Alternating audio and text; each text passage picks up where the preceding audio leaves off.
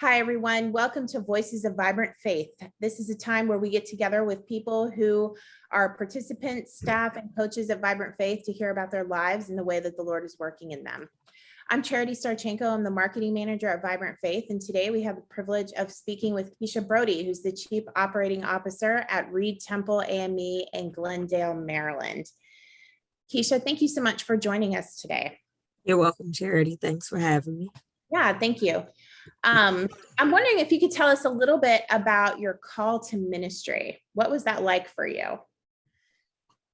I always say that's a loaded question. And so I've worked in corporate America all of my career. And so certainly I've been at Reid Temple now just a little over a year. And so the call was really out of corporate America into the church to help the church grow and just be administratively and organizationally sound. And so, you know, when you are committed and it's a sure thing and, you know, it's consistent, you're like, am I going to give up, you know, what is familiar and go to the unfamiliar? And then your mind starts playing tricks on you and all of that. And so through much prayer, I definitely, of course, since I'm here, made the decision to join at Reid Temple, and it's been a great ride. Yeah, that's great. And in this current phase of the pandemic or the endemic or whatever we're calling it in this season, what has surprised you most about your work and the congregation at Reid Temple? The work is never ending.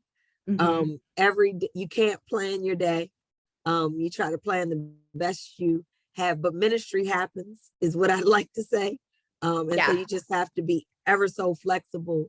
I'll say that you know, in this pandemic, endemic, whatever we're calling it now, just the commitment and the sacrifice and dedication of, you know, people are still unsure, don't know if I'm coming back. And then that always puzzles me because I'm like, but we go to the grocery store, we go to the mall, you know, we go on vacation. And so I would say that's the one that I'm like, it seems like the value that the church once held is kind of like dwindling down. Sadly, I hate to say so. It's just kind of like people are just doing church differently. And I think the pandemic showed them that they can. And so it kind of cuts off that fellowship piece though. So that's the one. Yeah, there's definitely a lot of changes happening to ministry. I would say that the tectonic plates of ministry are shifting, and finding your footing in those, either as a congregant or a ministry leader, can be really challenging in this time. Yes. So it's something to really think about as we move through our own personal ministries.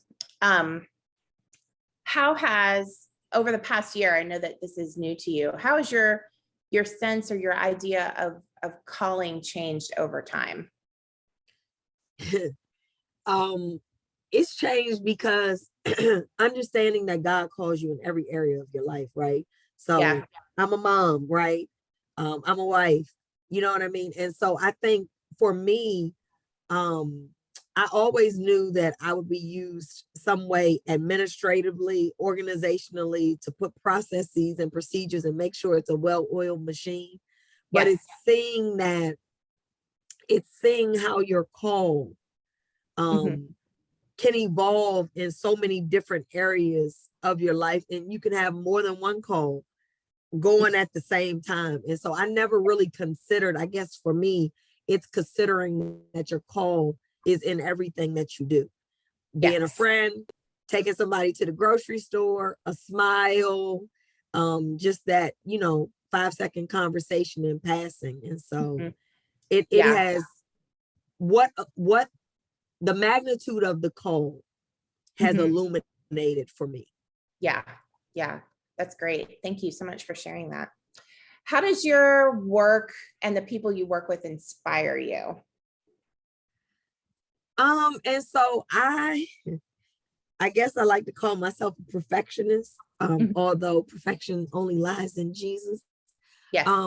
But I am encouraged for the work that is ahead, and knowing that when we look back on this year, 5 years, 10 years, whatever to come, I'm encouraged because I say that the work I'm doing now, my daughter and those coming in that generation, the work will be done for them. So that's what's really intriguing to me, that my work is changing someone's life or affecting someone's life or saving a soul, or meeting a need.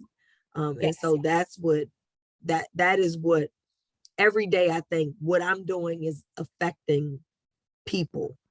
Yes. And so, yeah, that's important to me.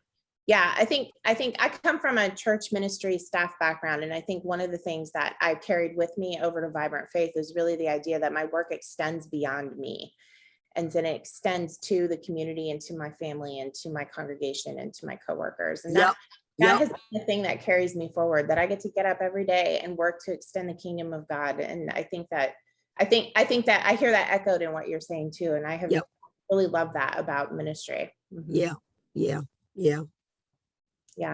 Well, Kisha, thank you so much for joining us today. I want to ask you one more question. It's just kind of a fun question I've been asking everybody, just so we can get to know each other a little bit more. But if you had an all expenses paid vacation and you didn't have any time limits, where would you go and why? I go to the Mediterranean, anywhere in the Mediterranean. I haven't been yet, but that definitely is on my bucket list. Just because it just sounds so Mediterranean, and I just want to see and spend time in that part of the world. So, it's lots of beautiful. I love nature. I love the outside. I love, so there's lots of beautiful views and tourism opportunities and sights to see and all of that. And just, God's creation is breathtaking. So, yes.